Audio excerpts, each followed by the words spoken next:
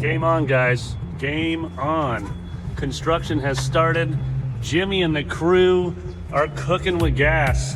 Take a look first. They've taken down this big wall that split up our space before, and now it's just one huge open room, which is amazing. So you can see they've already started working on the ceiling there. You can see a little bit of tracking there. They're putting in a soundproof ceiling for the benefit of our neighbors upstairs.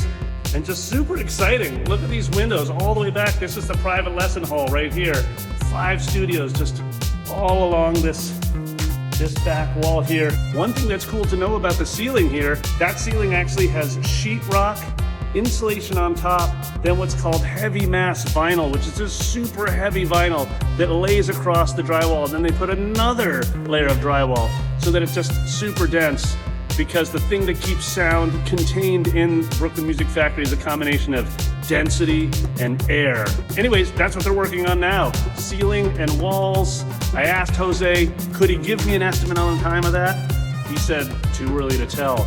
It's hard work. Actually, the ceiling is the biggest part of the job here, building on BMF. So that's where we are. You gotta believe it's getting done.